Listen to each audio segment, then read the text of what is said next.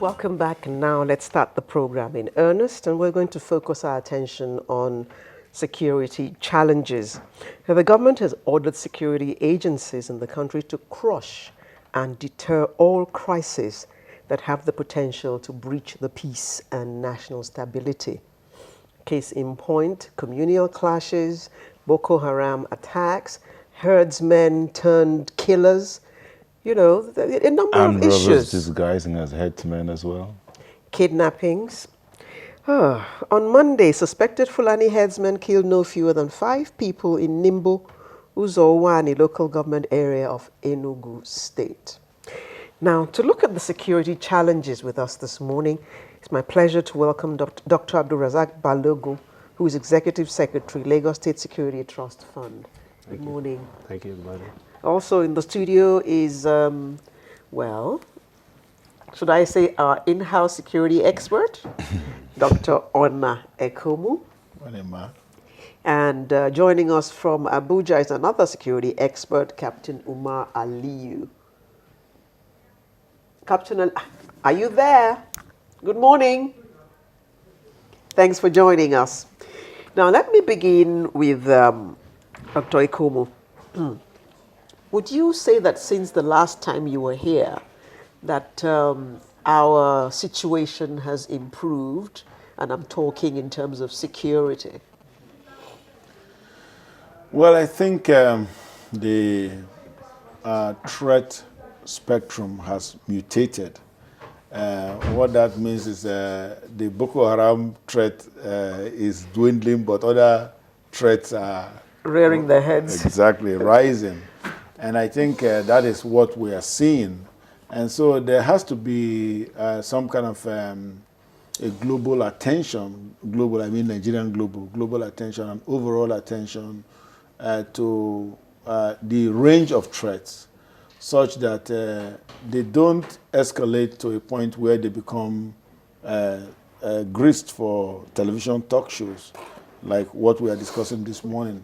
Because when it gets to that level, you know that it's now, let's put it this way, a national problem.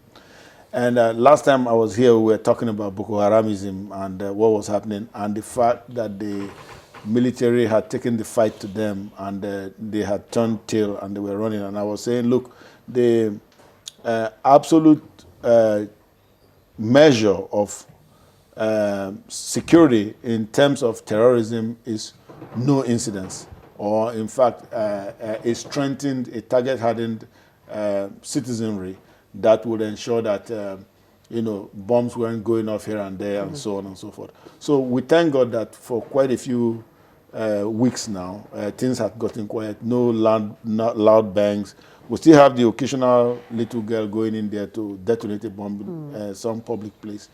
But I think the authorities are getting sharper, the security agents, they're getting sharper in spotting these people. And then the citizens have also been enrolled well enough that they are able to spot these guys.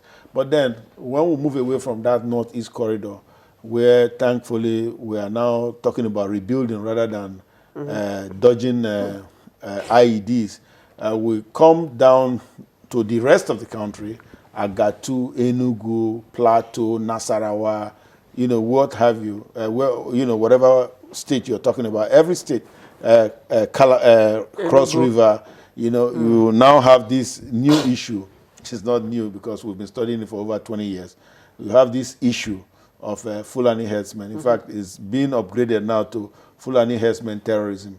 So you see, we want to really worry about it because that's the narrative here. When you don't address a problem that's claiming human lives, destroying property in a timely manner, it tends to escalate because impunity creeps in there and then becomes... So the same thing with the kidnappers. Now, we know that a lot of those kidnappings you've seen around Kaduna axis, in fact, many in Edo State, many places, Ondo State, perhaps even these Oshun guys, we don't have enough evidence yet about the Oshun civil servants who were kidnapped. We don't have enough. But we know that these are headsmen who come out from the...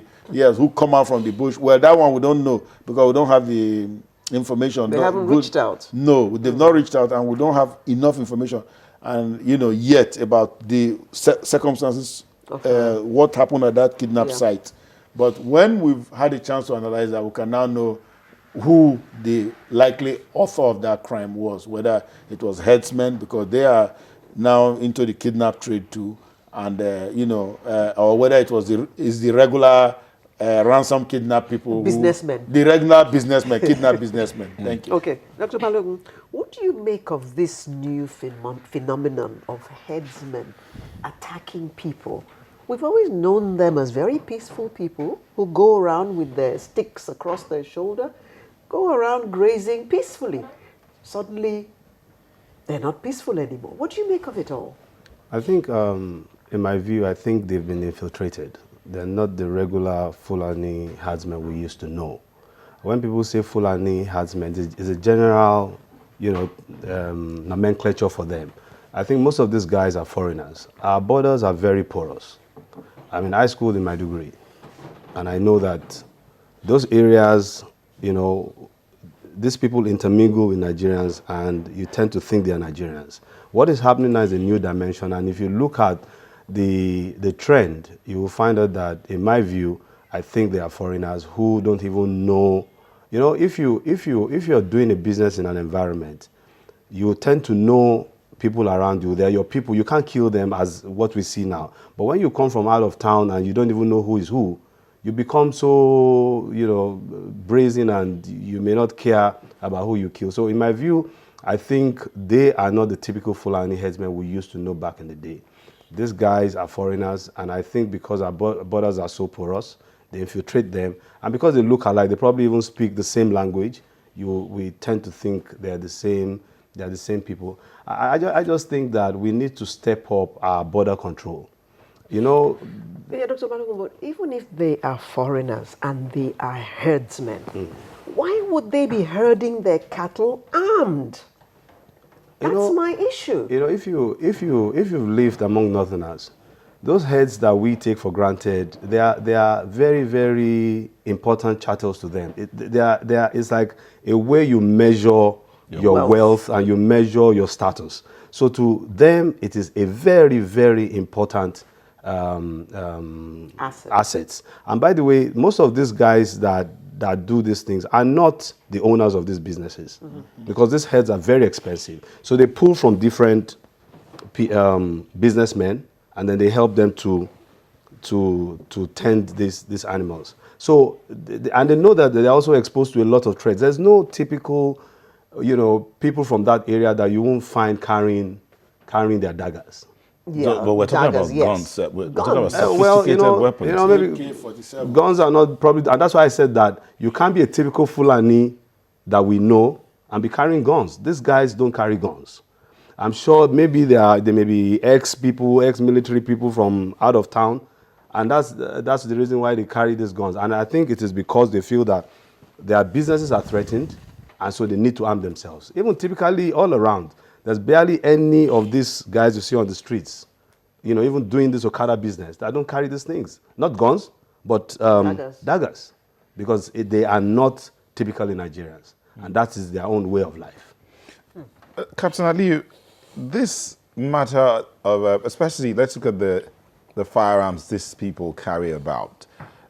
How would you say they came about this kind of weapons that are not on the shelf? I mean, you can't just walk into a supermarket and pick up An AK-47 or even a pistol. So how is it that these men, or these suspected headsmen, came about these weapons? How do you think so?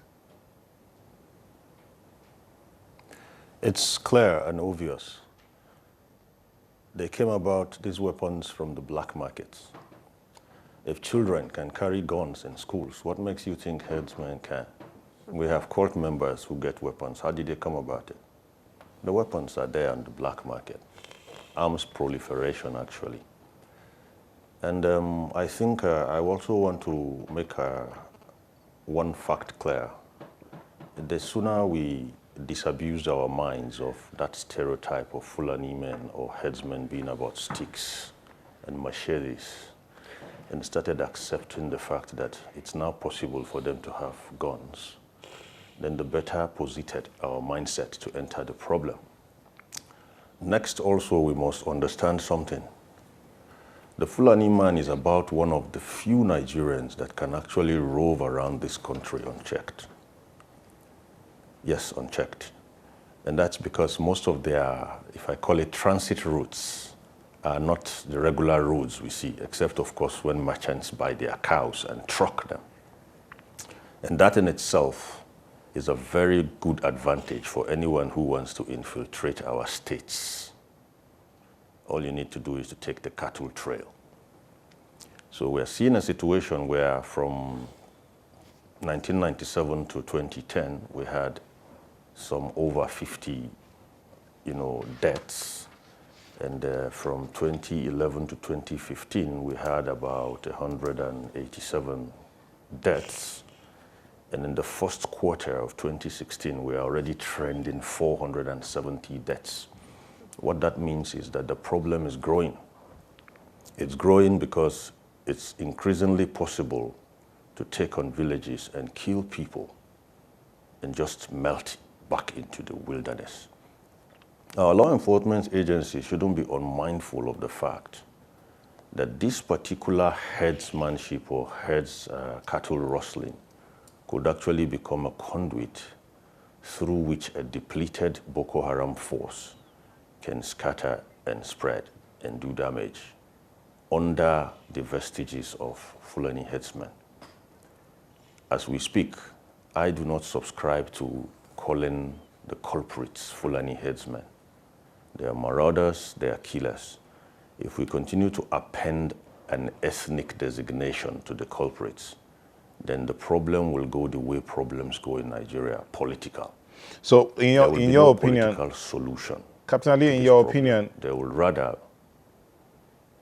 Are you suggesting do not even try to designate who they are or give them a name? Just go out and stop it once and for all. But how do we go about stopping this trend? Well, going about stopping this threat, in my opinion, is for me a function of one thing. Exactly 2 years today, I submitted a document to a very prominent member of the Jonathan administration. It was a classified document. I codenamed it Tame the Shrew. A shrew is a small rat that does immense damage. Tame the Shrew actually contained a proposition of how to deal with this issue of cattle rustling and herdsmen attacks on villages. It's 2 years today. I don't know. We're still yet to do anything about it.